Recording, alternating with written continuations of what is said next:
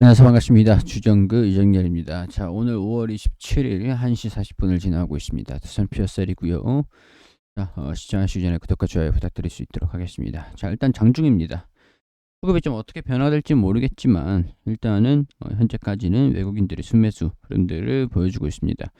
주가도 뭐 급등을 살짝 했다가 뭐 차익 실현이 나오고 있는 상황에서 외국인이나 기관이나 매수하는 모습들을 보여주고 있는 것으로 미뤄보아 개인 투자들이 조금 매도 흐름들을 보여주지 않았을까, 그런 추측을 할 수 있는데, 일단 정확한 것들은 장이 마감이 되고 집계가 되는 것들을 봐야 됩니다.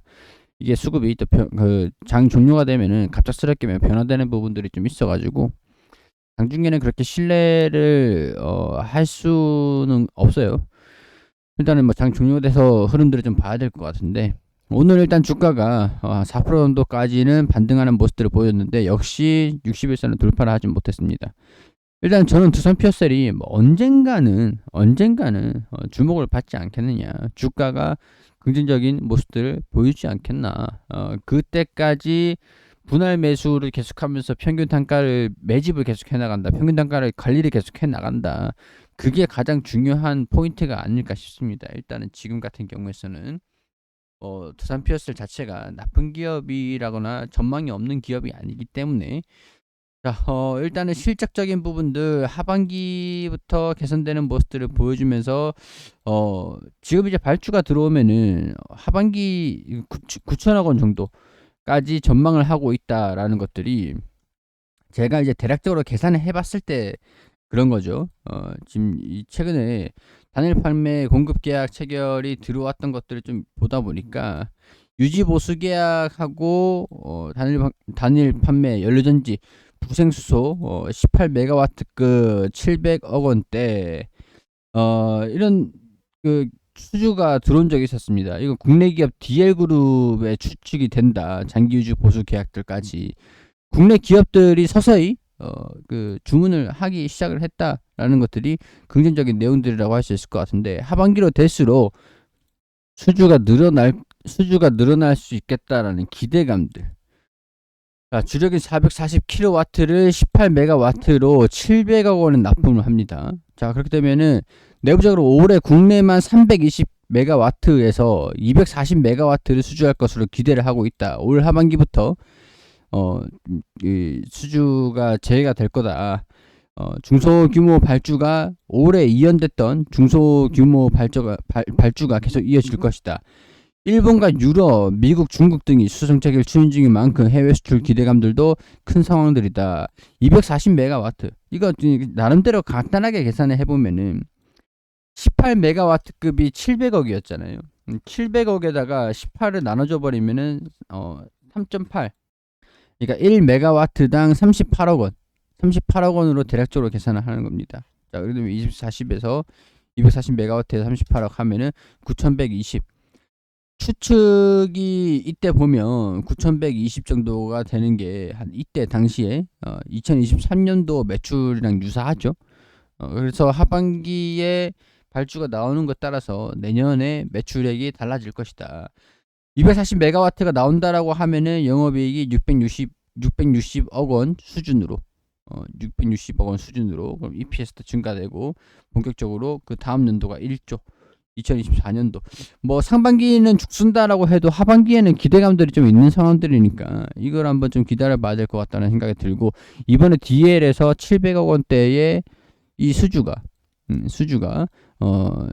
이 국내 기업들의 발주의 신호탄이 되지 않겠나, 이런 기대감들이 좀 물씬 풍기고 있는 상황들입니다. 자, 가스 포럼이 있거든요.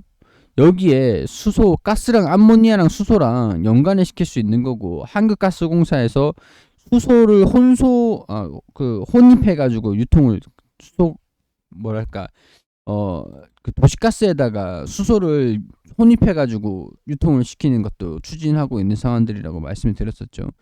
LNG, 인프라, 탄소 포집, 활용 저장 기술, 분리수소 생산 방식, 분리수소, 그리고 또 원전이란 또 연결을 시킨다라고 하는 것들도 있는데, 일단은 수소 이런 쪽으로도 한국가스공사도 수소 천연가스 관련 설비 이런 것들을 소비를 하고 있는 만큼 가스총회인데 세계 가스총회인데 거의 수소총회로 변질이 될 정도로 수소랑 가스랑 연관이 좀 깊습니다. 그렇기 때문에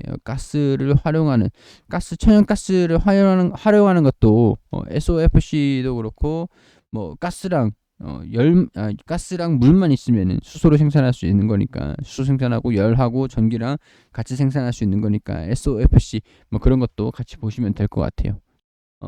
연관이 된다 이렇게 보시면 될 것 같습니다. 자, 한미 원전 동맹에 두산 5조 투자 힘 보탠다. 투자를 하는 게 가스터빈, 수소터빈, SMR, 수소 연료 전지 이 분야입니다. 연료 전지인데, 자, 이 내용들을 보면은 수소 산업 키워서 안정적인 공급망을 구축을 할 것이다. 에너지 정책을 7월쯤에 발표를 할 것이다. 자, 그러면 우리가 명확하게 기간이 나왔다, 그죠? 7월까지 뭔가 에너지에 대한 원전 LNG 합리적 활용, 핑크 수소 이런 것들도 활용하는 거에 에너지 믹스 구성을 7월 달께 발표를 한다. 자, 그렇게 되면은 천연가스 에너지 빈곤, 뭐 수소 산업 전환하기 위한 변화와 혁신, 수소 생산 기반 확보, 안정적인 수소 공급망 이런 얘기들이 좀 나오는 거 보니까 7월 달에 에너지에 대한 정책 방향을 준비를 하고 있는데, 산업통상자원부가 국정과제 등을 고려해 늦어도 오는 7월 발표를 목표로 에너지 정책 방향, 여기에 수소 얘기가 안 들어갈 수는 없을 것 같네요. 그렇게 되면은 지금 5월 다 지나갔으니까 6월, 7월 조금만 더 기다리면서 평균 단가 수준하면서 매집을 해 나가다 보면 갈목할 만한 그런 소식들이 나와줄 가능성들이 있을 것 같다. 기대를 한번 해볼 수 있을 것 같습니다. 자, 여기에서 원자력 활용 청정수소 기반 논의를 한다. 대규모 수요에 대비를 한다. 이게 에너지 정책이랑 유사하게 연관이 있을 수도 있겠죠. 원자력을 활용한 청정수소 생산 기반을 마련하기 위해서 산학연이 한자리에 모였다. 한국수력 원자력에 따르면 원자력 활용한 청정수소 기술 동향을 공유하기 위해서 원자력 청정수소 비즈니스 포럼 이런 것들을 열었다. 자, 근데 우리 최근에 핑크 수소까지는 청정에너지에 포함이 될 수 있을 것이다 라는 전망들도 나오긴 했습니다. 수출 원전 청정수소, 자, 이렇게 되면은 원전에 대한 부분들도 그렇고 수소 산업이 충분히 수혜를 받을 수 있을 가능성들이 높은 기대를 한번 해볼 수가 있겠죠. 핑크 수소는 일단은 상황들을 보니까 원전이랑 수소랑 연관을 시키기 위해서 청정수소에 포함을 시킬 것 같습니다. 그렇게 되면은 두산 퓨어셀에서도 이 갈목할 만한 수주 이런 것들도 하반기에 수주가 계속 들어와 주시 있지 않을까. 수주가 들어오는 것들이 매출로 이어지면서 9천억 원 가량으로 컨센서스만 맞춰진다라고 하면은 다시 이런 부분들이 기대감들이 동반되면서 강세 흐름들을 보여줄 것으로 기대를 한번 해볼 수 있을 것 같다라고 정리를 할 수 있을 것 같은데, 최근 들어가지고 신재생에너지, 특히 이제 태양광 풍력 관련 종목들이 굉장히 강세 흐름들을 보여주고 있습니다. 상대적으로 원전이랑 이 수소 쪽은 좀 소외를 받고 있는 상황들인데, 결국에는 시간이 필요할 뿐이지 안 된다는 건 아닌 것 같아요. 방향성은 명확한 것 같습니다. 그렇기 때문에 우리가 여유롭게 두산 퓨어셀을 바라보는 자세도 좀 중요한 것 같다. 근데 이제 주가가 추가적으로 하락하는 모습들을 보여줄 것 같지는 않아요. 서서히 수주에 대한 기대감들도 반영이 되는 것들 한번 기대를 해볼 수 있을 상황인 것 같습니다. 주가 하락은 제한적인 모습들을 보여주고 있으니까요. 일단 우행보 흐름들에서 돌파하고 뚫고 올라가는 모습들을 보여주기까지 조금만 더 기다려보자, 이렇게 정리를 해드릴 수밖에 없을 것 같아요. 자, 이런 것들 개인적인 생각들을 말씀을 드리는 것들이니까 투자 판단 여러분들이 해주시길 바라고 도움이 되었으면 좋겠습니다. 자, 구독과 좋아요 부탁드릴 수 있도록 할게요.